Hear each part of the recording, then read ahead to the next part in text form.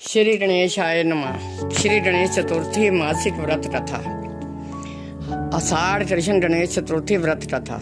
पार्वती जी ने गणेश जी से पूछा कि हे पुत्र, आषाढ़ कृष्ण चतुर्थी बहुत ही अच्छा फल देने वाली बताई रही है, आप उसकी विधि बतलाइए। इस माँ के गणेश जी का क्या नाम है और उनकी आराधना किस तरह से करनी चाहिए। गणपति जी ने उत्तर दिया कि हे माता, पहले समय में इसी बात को युधिष्ठिर ने पूछा था और उन्हें भगवान कृष्ण ने जो बतलाया था वह मैं आपको बतला रहा हूँ, आप उसे सुनिए। श्री कृष्ण ने कहा कि हे राजन, मैं गणेश जी की प्रिय और विघ्नों को नष्ट करने वाली कथा जिसका पुराण में वर्णन किया गया है उसे कह रहा हूँ, आप सुनिए। हे युधिष्ठिर, हाड़ कृष्ण चतुर्थी के गणपति का नाम लंबोदर है। उनका पूजन पहले बताई गई विधि से करें। हे महाराज, द्वापर युग में महिष्मती नगरी का राजा महिजित था। वह बहुत ही प्रतापवान और पुण्यशील राजा था। वह पुत्र की तरह अपनी प्रजा का पालन करता था, लेकिन उसके संतान ना होने के कारण उसे राजमहल का सुख अच्छा नहीं लगता था। वेदों में संतानहीन मनुष्य का जीवन निरर्थक माना गया है। यदि संतान रहित व्यक्ति अपने पितृगण को जल दान करता है तो वे उस जल को गर्म जल के रूप में ग्रहण करते हैं। इसी दुविधा में राजा का बहुत समय गुजर गया। उन्होंने पुत्र पाने के लिए बहुत से दान या आदि कार्यों को किया, परंतु राजा के पुत्र पैदा नहीं हुआ। युवा अवस्था बीत गई और बुढ़ापा आ गया।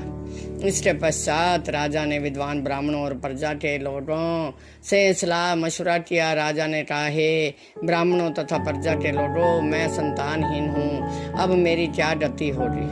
मैंने समस्त जीवन कोई भी पाप कर्म नहीं किया। मैंने कभी अत्याचार से धन इकट्ठा नहीं किया।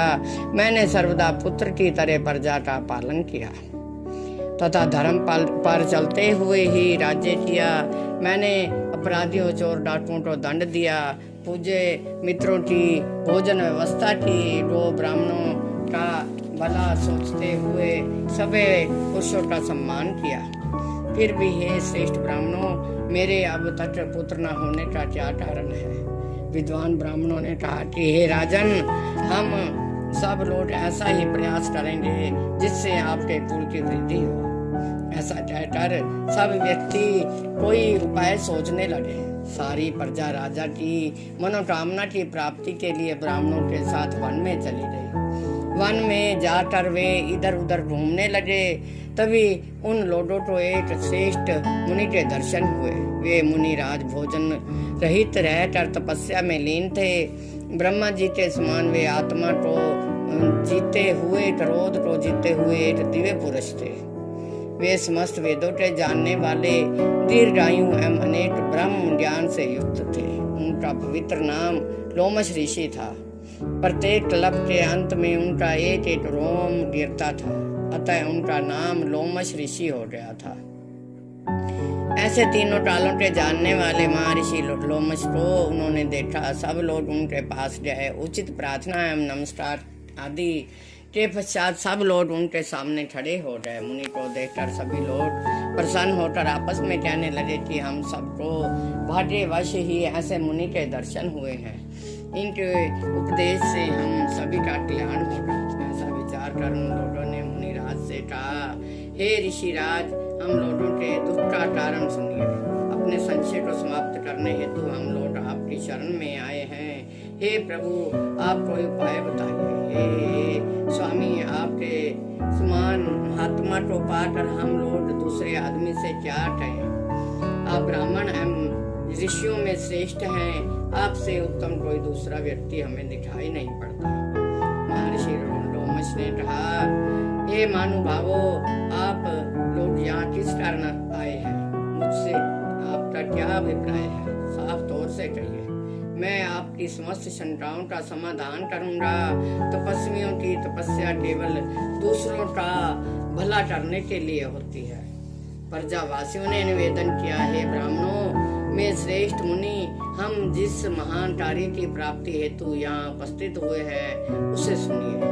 हम लोग महिष्मती नाम की नगरी में रहते हैं। हमारे राजा महिजित नाम के हैं। वे ब्राह्मणों की रक्षा करने वाले धर्मात्मा, दानवीर, पराक्रमी एवं मृदुभाषी हैं। उन्होंने हमारा पालन पोषण किया है, परंतु आज तक ऐसे राजा के कोई संतान पैदा नहीं हुई है। हे प्रभु, माता एवं पिता तो केवल जन्म देने वाले होते हैं, किंतु राजा ही वास्तव में उनको पालन करने वाला एवं उनकी उन्नति करने वाला होता है।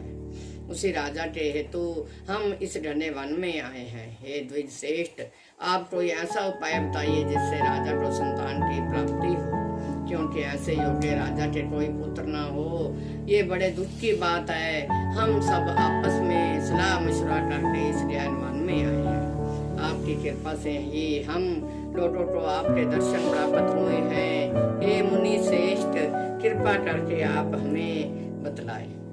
प्रजावासियों की ये बात सुनकर महर्षि लोमश ध्यान मगन हो राजा की भलाई के लिए कहने लगे, हे द्विजो, आप लोग ध्यान से सुनो, मैं संकट नाशक व्रत को बतला रहा हूँ। आषाढ़ कृष्ण चतुर्थी के दिन एक दंत गजानन नामक गणेश जी की अर्चना करें। पहले कही हुई विधि से राजा श्रद्धा युक्त होकर व्रत करे तथा ब्राह्मणों को भोजन करावे और उन्हें वस्त्र का दान करे। गणेश जी की अनुकंपा से उनको अवश्य में पुत्र की प्राप्ति होगी। महर्षि लोमश के ऐसा कहने पर सभी लोग हाथ जोड़कर उठ खड़े हुए और सिर झुकाकर उनके चरणों में लेटकर प्रणाम किया। तत्पश्चात सभी लोग नगर को लौट आए।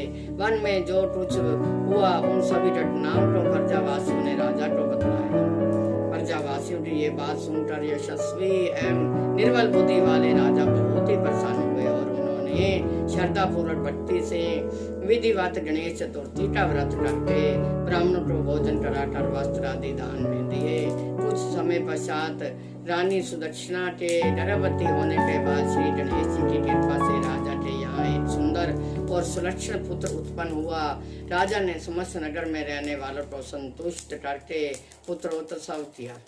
राजा महिजित ने ब्राह्मणों को धन तथा रत्नादि देकर पूर्ण रूप से प्रसन्न किया। श्री कृष्ण जी कहते हैं, हे राजन, ये ऐसा ही प्रभावकारी व्रत है। जो मनुष्य इस व्रत को श्रद्धा सहित करेंगे उन्हें संसार के समस्त सुख मिलेंगे। श्री कृष्ण जी ने कहा, हे महाराज, आप भी इस व्रत का विधि पूर्वक आचरण कीजिए। श्री गणपति जी की कृपा से आपकी भी सभी मन इच्छाएं पूरी होंगी, आपके शत्रु का नाश होगा तथा आप अचल राज्य के स्वामी बनेंगे। हे समस्त नृपों में श्रेष्ठ युधिष्ठिर, जो पुरुष इस व्रत को करते हैं वे चाहे ऋषि हों या विद्वान, उन्हें निर्विघ्न पुत्र आदि की प्राप्ति होती है। जो व्यक्ति गणेश जी की व्रत कथाओं को सुनते हैं अथवा सुनाते हैं उनके समस्त कार्य पूर्ण होते हैं। बोल गणेश जी महाराज की जय। बोल गजानन भगवान